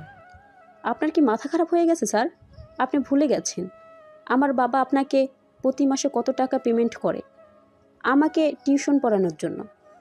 আই এম সো সরি, কিন্তু আমি তোমাকে আর টিউশন পড়াতে আসবো না। আজকে তোমাদের বাড়িতে আমার শেষ দিন। আঙ্কেল, আমি আসছি। এই বলে আশিক তৃষা তার বাবাকে কোনো কথা বলার সুযোগ না দিয়ে বাড়ি থেকে বের হয়ে চলে আসলো। এদিকে প্রিয়াঙ্কা বাসা থেকে বের হওয়ার পর তার খুব কাছের এক বান্ধবীকে ফোন করে আর সবকিছু খুলে বলে। সবকিছু শুনে তার বান্ধবী তাকে তাদের বাসায় চলে যেতে বলে। কিন্তু সেখানে যাওয়ার পর শুরু হয় আরো নতুন ঝামেলা। আসলে বর্তমান সময়ে যুবতী মেয়েরা কোনো জায়গায় নিরাপদ নয়। বান্ধবীর বড় ভাই প্রিয়াঙ্কাকে আগে থেকেই কুনজরে দেখতো, অনেকবার খুব প্রস্তাবও দিয়েছিল। তবে প্রিয়াঙ্কা তখন রাজি হয়নি। তবে সে এখন মনে মনে ভেবেছিল হয়তো সে মানুষটা একটু ভালো হয়ে গেছে, তাই তো এখানে আসা। কিন্তু ঝামেলা তো হলো সেদিন রাতের বেলা। প্রিয়াঙ্কা আর তার বান্ধবী একই রুমে একই বিছানায় ঘুমিয়েছিল। তার বান্ধবীর ভাই ততদিনে বিয়েও করে নিয়েছিল। তাই প্রিয়াঙ্কা একটু নিশ্চিত ছিল বউকে রেখে কখনোই এই রুমে কোনো আকাম কুকাম করতে আসবে না। অপরদিকে প্রিয়াঙ্কার বান্ধবী দরজা খোলা রেখেই ঘুমিয়ে পড়েছিল। প্রিয়াঙ্কার শরীরটা অনেক বেশি ক্লান্ত ছিল, তাই দরজা খোলা নাকি বন্ধ সেসব ব্যাপারে খেয়াল করার এত খেয়াল তার ছিল না। মাঝরাতেই হঠাৎ প্রিয়াঙ্কা খেয়াল করলো কেউ তার শরীরে স্পর্শ করছে। প্রিয়াঙ্কা চিৎকার দিয়ে উঠে। তখনই প্রিয়াঙ্কার বান্ধবী লাইট অন করে। দুজনেরই চক্ষু চড়ক গাছ। প্রিয়াঙ্কা তখন তার বান্ধবীকে বলতে থাকে, দোস্ত, তোর এখানে আসাটা আমার ভুল হয়ে গেছে। আমার উচিত হয়নি তোর এখানে আসা। আই এম সো সরি দোস্ত, আমাকে ক্ষমা করে দে। আমার ভাই আমার বান্ধবীর সঙ্গে এরকম কাজ করবে এটা আমি কল্পনাও করতে পারিনি। ছি ভাইয়া, তুই এতটা নিচু মানসিকতার, এটা আমি ভাবতেই পারছি না।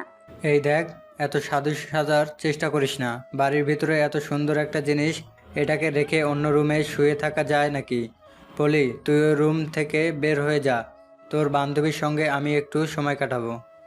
কথাটা বলা মাত্রই পলি তার ভাইয়ের গালে ঠাস করে একটা চড় বসিয়ে দিয়ে বলতে লাগলো, দুনিয়াতে এত মানুষ মরে যায়, তুই মরতে পারিস না?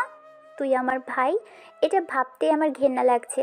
তোর ঘরে বউ আছে, কিন্তু তারপরও তোর চরিত্র এতটা নিচু, আমি তো এটা ভাবতেই পারছি না। তুই কতটা নিচ মানসিকতার, ঘরে বউ রেখে আমার বান্ধবীর সঙ্গে এসব খারাপ কাজ করতে এসেছিস। হায় আল্লাহ, এসব দেখার আগে আমার মরণ কেন হলো না? পলির এমন চিৎকার চেঁচামেচিতে তাদের বাড়ির সবাই ওই রুমে ছুটে চলে আসে। পলির মা সেখানে এসে বলতে লাগে, কি ব্যাপার, কি হয়েছে? এই রুমে এত চিৎকার চেঁচামেচির আওয়াজ শোনা যাচ্ছে কেন? সারা বাড়িতে মানুষ ঘুমাচ্ছে নাকি? সেটা তুমি তোমার এই কুলাঙ্গা ছেলেকেই জিজ্ঞেস করো। তোমার ছেলের বিয়ের আগে কখনো আমার কোনো বান্ধবীর বাড়িতে নিয়ে আসতাম না, শুধুমাত্র তোমার ছেলের এইসব ভালো চরিত্রের জন্য।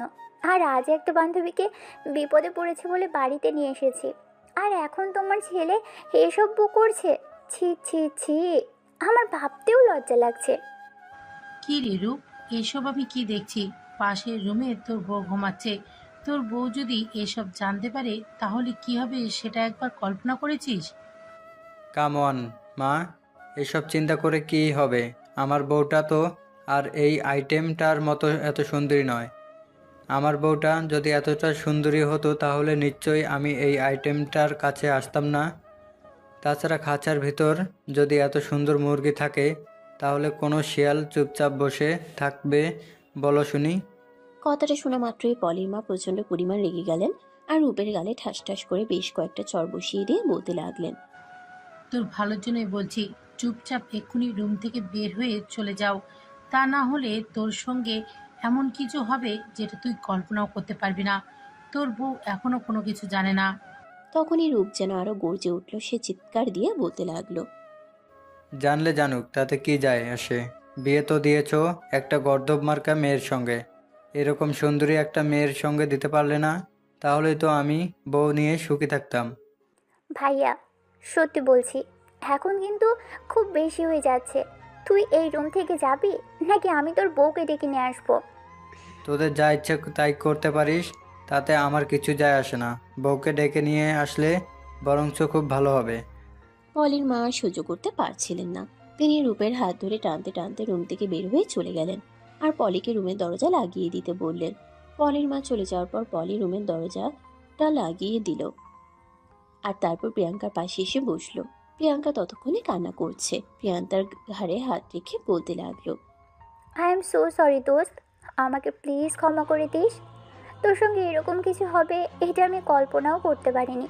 প্লিজ তুই আমাকে ক্ষমা করে দিয়ে, সব কিছুর জন্য আমি দুঃখিত। এখানে তোর সরি বলার কিছুই নেই। আমার কপালে যা আছে তা হবেই, সেটা ফেরাতে কেউ পারবে না। তুই ঘুমিয়ে যা, অনেক রাত হয়েছে। তুইও ঘুমিয়ে যা, আমারই ভুল, দরজাটা আটকে তারপর ঘুমানো উচিত ছিল। এই বলে পলি অপর পাশে ফিরে ঘুমিয়ে পড়ল। কিন্তু বাকি রাত প্রিয়াঙ্কা আর ঘুমাতে পারল না। তার চোখে ঘুম আসলোই না। আসবেই বা কি করে? এক অত্যাচারী মায়ের হাত থেকে নিজেকে মুক্ত করতে গিয়ে অন্য শিকারের ফাঁদে পড়ে গেল। সকাল হতে না হতেই প্রিয়াঙ্কা নিজের সবকিছু গুছিয়ে নিয়ে অপেক্ষা করতে লাগলো পলি কখন ঘুম থেকে উঠবে আর পলির কাছ থেকে বিদায় নিয়ে বাসা থেকে বের হয়ে যাবে। পলি ঘুম থেকে উঠে দেখতে পেল প্রিয়াঙ্কাও বিছানার উপর চুপচাপ বসে আছে। পলি প্রিয়াঙ্কাকে বলতে লাগলো, কি ব্যাপার দোস্ত, কি হয়েছে? তুই এখনো বসে আছিস কেন? ঘুমোসনি? দোস্ত, তোদেরকে অসুবিধায় ফেলার জন্য আমি খুবই দুঃখিত। আমি চলে যাচ্ছি। এই বলে পলিকে কোনো কথা বলার সুযোগ না দিয়ে প্রিয়াঙ্কা ওই বাড়ি থেকে বের হয়ে আসলো। যদিও পলি এবং পলির মা অনেকবার তাকে ফেরানোর চেষ্টা করছিল, কিন্তু সে কোনো কথাই শুনলো না। চুপচাপ ওই বাড়ি থেকে বের হয়ে চলে আসলো। অপরদিকে সেদিন যখন ভার্সিটিতে আসলো, পলি যেহেতু প্রিয়াঙ্কার খুব কাছের বান্ধবী এটা আর সে খুব ভালোভাবেই জানতো। পলিকে দেখা মাত্রই আশিক তার কাছে ছুটে গেল আর বলতে লাগলো, পলি, প্রিয়াঙ্কার ব্যাপারে কোনো খবর জানো? প্রিয়াঙ্কা কোথায় আছে? পলি তখন সবকিছু আশিককে খুলে বলল। সবকিছু শুনে আশিক মাথায় হাত দিয়ে বসে পড়লো আর বলতে লাগলো, হায় আল্লাহ, আমি কত বড় ভুল করলাম। আমার তো উচিত ছিল গতকাল একবার তোমাকে ফোন দেওয়া, তাহলে তো আমি প্রিয়াঙ্কাকে পেয়ে যেতাম। কিন্তু এখন মেয়েটা কোথায় গেছে আল্লাহ ভালো জানে। তুমি ছাড়া তো ভার্সিটিতে তার কোনো ভালো বন্ধু নেই যে তার ব্যাপারে কোনো খবর দিতে পারবে। আমার মনে হয় না কারোর কাছ থেকে তার ব্যাপারে কোনো খোঁজ নিয়ে লাভ হবে, কারণ আমার মনে হয় প্রিয়াঙ্কা এখানে কোথাও নেই, হয়তো অনেক দূরে চলে গেছে, যেখানে তার পরিচয় কেউ জানে না, যেখানে কোনো হিংস্র দানব তার উপর ধাবা বসাতে পারবে না। কিন্তু আমি কোথায় যাব, কোথায় তাকে খুঁজবো সেটাই তো ভেবে পাচ্ছি না। হায় আল্লাহ, তুমি প্রিয়াঙ্কাকে খুঁজে পেতে আমায় সহযোগিতা করো। আল্লাহ, এই মুহূর্তে তুমি ছাড়া আমাকে সহযোগিতা করার মতো অন্য কেউ নেই। এই বলে আশিক ভার্সিটি থেকে বের হয়ে পড়লো আর পাগলের মতো প্রিয়াঙ্কাকে সারা শহর তন্ন তন্ন করে খুঁজতে লাগলো, কিন্তু কোথাও খুঁজে পেল না। অপরদিকে প্রিয়াঙ্কা নিজের হাতে জমানো কিছু টাকা ছিল, সেগুলো বাড়ি থেকে বের হয়ে আসার সময় লুকিয়ে নিয়ে এসেছিল। কারণ অচেনা জগৎ, যেখানে পরিচিত কেউ নেই তাকে সাহায্য করার মতো, কেউ নেই সেখানে কিছু টাকা অন্তত প্রয়োজন পড়বে। আর সেই টাকা দিয়ে প্রিয়াঙ্কা ঢাকা থেকে সোজা পঞ্চগড় চলে আসে। সেখানে ছিল তার নানার বাড়ি। যদিও বড় হওয়ার পর প্রিয়াঙ্কা কখনোই সেখানে আসেনি, তবে সেই ঠিকানাটা একটা ডায়েরিতে লেখা ছিল, যে ডায়েরিতে তার মা অনেক কিছুই লিখে রেখেছিলেন। সে ডায়েরি থেকে ঠিকানাটা নিয়ে প্রিয়াঙ্কা ওই ঠিকানায় চলে আসে। বাড়িটা এখন ধরা দিল কোনো মানুষ এখানে বসবাস করে বলে মনে হয় না। প্রিয়াঙ্কা বাড়ির উঠানে এসে চারপাশে একবার চোখ বুলিয়ে তখনই একজন মধ্যবয়স্ক মহিলা এসে তার সামনে দাঁড়ালো আর বলতে লাগলো, কে গো তুমি মা? কোথায় থেকে এসেছো? আন্টি, আমি ঢাকা থেকে এসেছি। এই বাড়িটা আমার চেনা, ছোটবেলায় হয়তো অনেকবার এসেছি। আমি তোমার কথা বুঝতে পারছি না, একটু খুলে বলো আমায়। আমি রাবেয়ার মেয়ে। কথাটা শোনা মাত্রই আশিকের আম্মু দৌড়ে এসে প্রিয়াঙ্কাকে জড়িয়ে ধরলো আর কান্না করতে করতে বলতে লাগলো, এতদিন পর তুমি কোথা থেকে আসলে? তোমাদের সঙ্গে যোগাযোগ করার কত চেষ্টা করেছি, কিন্তু কোনোভাবে পেরে উঠতে পারিনি। সেই যে তোমার আম্মু মারা গেল, তার দাফন কাফনের কাজ শেষ করে তোমরা শহরে চলে গেলে, তারপর আর একটা বারের জন্য এখানে ফিরে আসলে না। তখন প্রিয়াঙ্কাও ওনার সঙ্গে কান্না করতে করতে বলতে লাগলো, সরি মামুনি, আমি চেয়েছিলাম তোমাদের কাছে ফিরে আসতে, কিন্তু বাবা আমাকে আসতে দেয়নি। বলেছিল আমায় খুব ভালো রাখবে, কিন্তু বাবাকে দোষ দিয়ে কী লাভ? আমার কপালে যা আছে তা তো আমার সঙ্গে হবেই। তাই আজ সমস্ত সম্পর্ক ছিন্ন করে তোমাদের কাছে চলে এসেছি। তুমি থাকতে দেবে তো আমার মায়ের শেষ স্মৃতিচিহ্নের জায়গাটায়?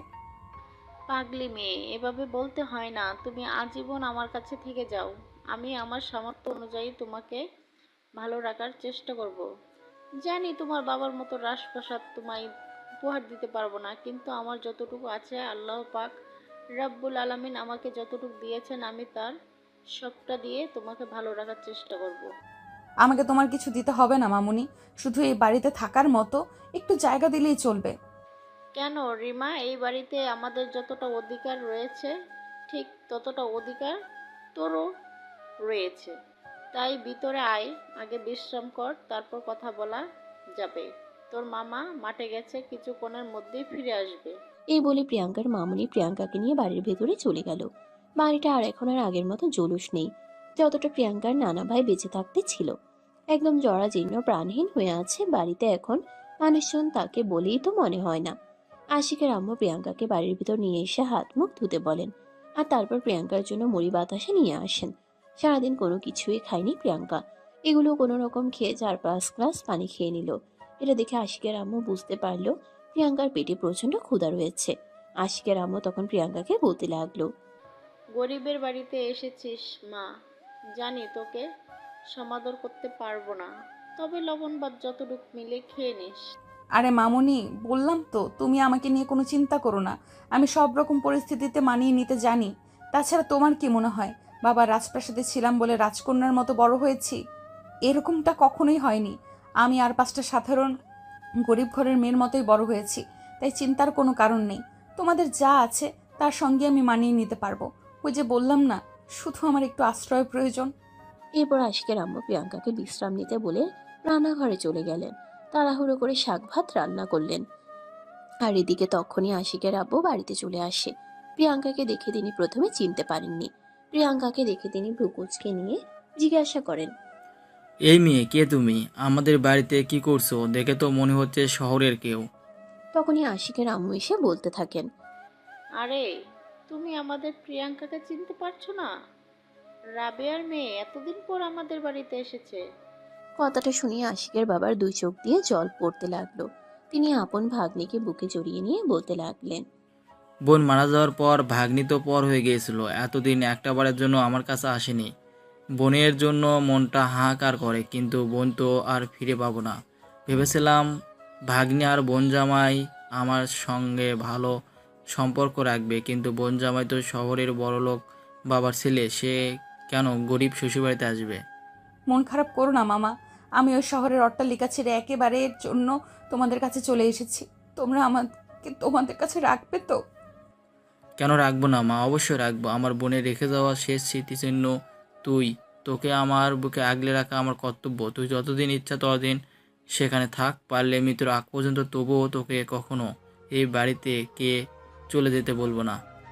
এরপর সেখানেই থাকতে থাকে প্রিয়াঙ্কা। এদিকে সারা শহর তন্ন তন্ন করে খুঁজেও কোথাও প্রিয়াঙ্কার চিহ্নটুকু খুঁজে পেল না আশিক। প্রায় 3 মাস হয়ে গেল সেমিস্টার ফাইনাল পরীক্ষা শেষ হয়েছে। বেশ কিছুদিন ভার্সিটি বন্ধ, তাই আশিক গ্রামের বাড়িতে চলে যাওয়ার জন্য প্রস্তুতি নেয়। সেদিন হঠাৎ করে পলি আশিককে বলে, কি ব্যাপার আশিক, প্রিয়াঙ্কার কোনো খোঁজ পেয়েছো? প্রিয়াঙ্কার খোঁজ পেলে সেটা অবশ্যই তোমাকে জানাতাম। জানি না মেয়েটা কোথায় চলে গেছে, আল্লাহ তাকে ভালো রাখুক। হ্যাঁ, আল্লাহর কাছে তো এখন শুধু এটাই বলার, এটা ছাড়া তো অন্য কোনো উপায় নেই। যেখানে আছে সে ভালো থাকুক, এটাই আল্লাহর কাছে চাওয়া। আল্লাহ তাকে খুব ভালো রাখুক। পরের দিন আশিক গ্রামের বাড়ির উদ্দেশ্যে রওনা দেয়। বাড়ির সামনে এসে দেখতে পায় বাড়িতে কোনো মেয়ে মানুষের কাপড় চোপড় শুকাতে দেওয়া হচ্ছে। তার তো কোনো বোন নেই, তাহলে বাড়িতে মেয়ে মানুষের কাপড় আসলো কোথা থেকে? তাছাড়া তার মা এখনো এসব কাপড় চোপড় পরে না। গ্রামের সাধারণ মহিলার শাড়িতেই অভ্যস্ত তিনি। আশিকের মনে কেমন যেন একটা খটকা লাগলো। আর এদিকে প্রিয়াঙ্কা তখন রুমে শুয়ে ঘুমাচ্ছিল। বাড়ির উঠোনে এসে আশিক তার মাকে ডাক দেয়। আম্মু, ওই আম্মু, কই তুমি? রান্নাঘর থেকে ছুটে আসেন রাহেলা বেগম। এতদিন পর হঠাৎ ছেলেকে দেখতে পেয়ে আবেগে আপ্লুত হয়ে দৌড়ে গিয়ে ছেলেকে জড়িয়ে ধরেন আর বলতে থাকেন, সেই শহরে গিয়ে তো মাকে ভুলেই গিয়েছিস, এতদিন পর আসার সময় হলো। কি করব আম্মু বলো, ভার্সিটিতে কেউ ছুটি দেয় না। তাছাড়া আমি টিউশন পড়াই, সেটাও তোমরা খুব ভালো করেই জানো। তাইলে তো আর ছুটে চলে আসতে পারি না তোমাদের কাছে। তবে হ্যাঁ, এখন অনেক দিনের ছুটি আছে, তোমাদের সঙ্গে অনেক দিন থাকবো। ঠিক আছে, ঘরে যা, ঘরে গিয়ে বিশ্রাম কর, আমি তোর জন্য খাবার ব্যবস্থা করছি। তখনই আশিক কৌতূহল মনে তার মাকে বলতে লাগলো, আম্মু, আমাদের বাড়িতে এই মেয়ে মানুষের কাপড় চোপড় আসলো কোথা থেকে? তোকে বলেছিলাম না, তোর একটা ফুফু আছে, তুই যখন ছোট ছিলি তখন সে মারা গেছে। তার মেয়ে আমাদের এখানে এসেছে। তার বাবার বাড়িতে কিছু একটা ঝামেলা হয়েছে মনে হয়, যদিও আমি জিজ্ঞাসা করিনি। সে বলেছে এখন আমাদের সাথেই থাকবে। আমি আর তোর বাবা ঠিক করেছি সে আমাদের বাড়িতেই থাকবে সারা জীবনের জন্য।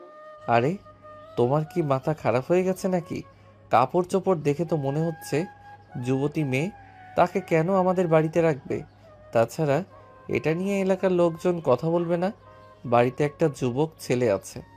দেখ বাবা, বাড়িটা আমাদের, আমাদের বাড়িতে আমরা কাকে রাখবো না কাকে রাখবো সেটা আমাদের ব্যক্তিগত ব্যাপার।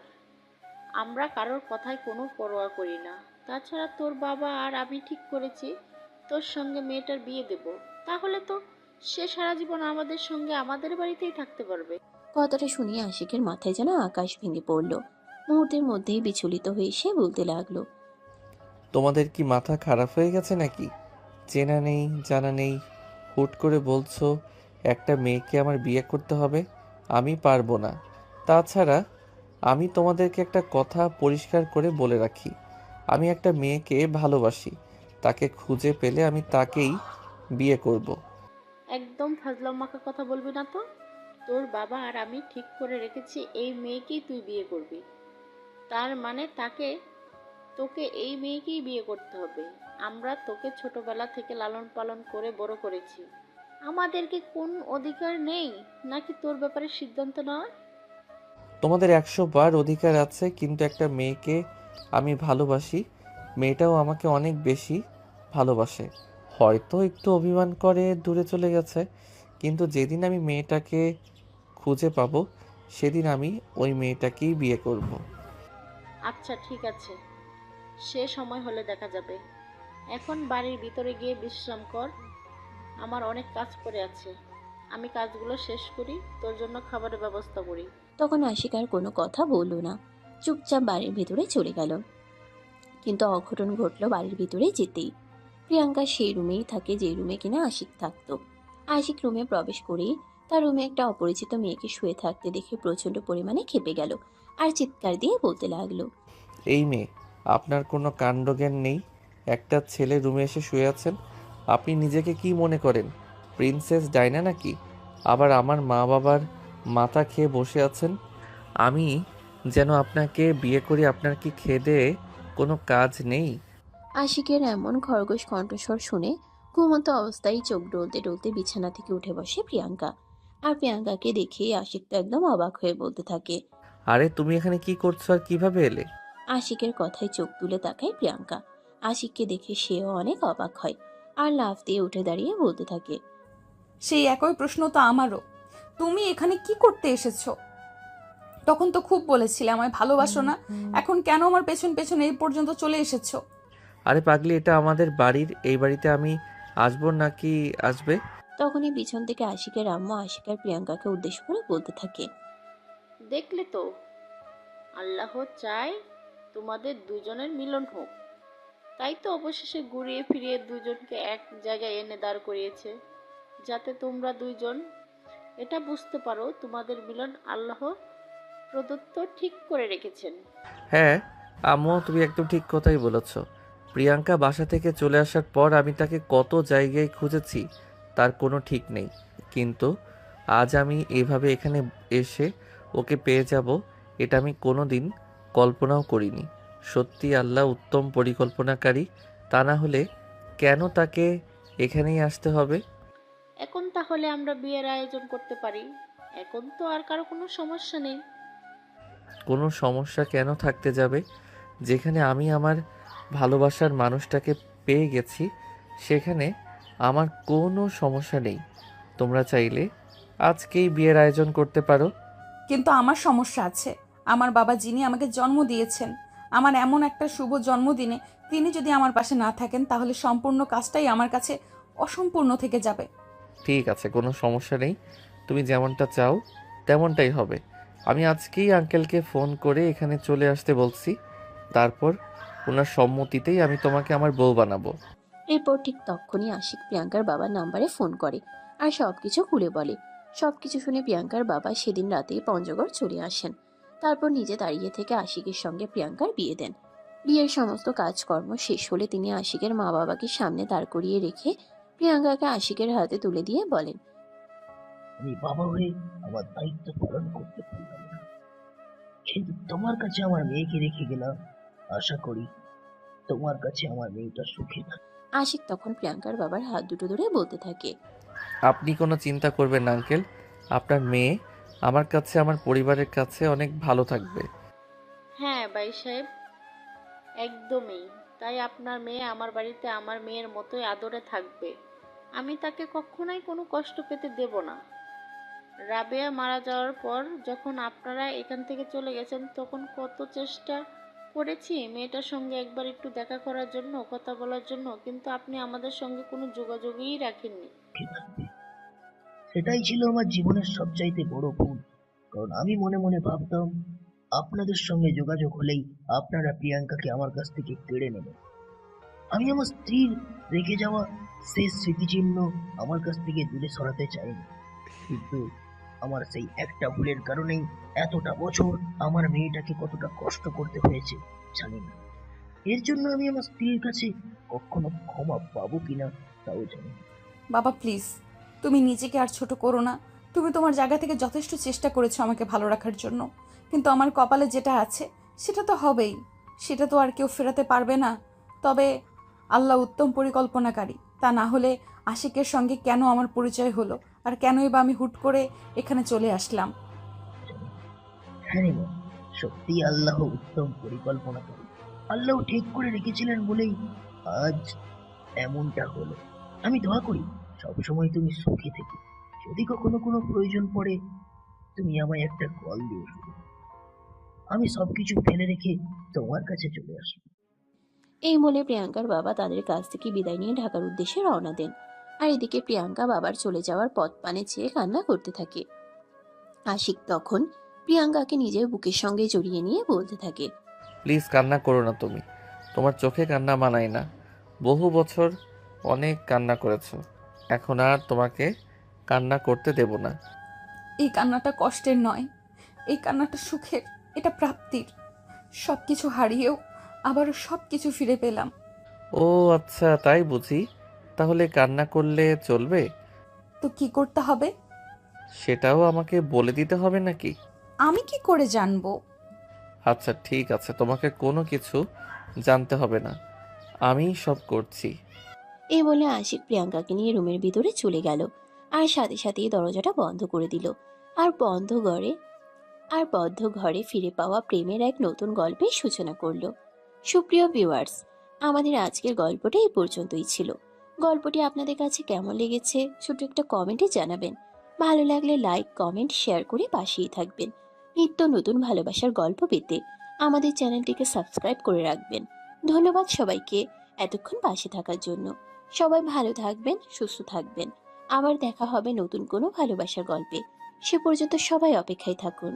আল্লাহ হাফেজ। সমাপ্ত।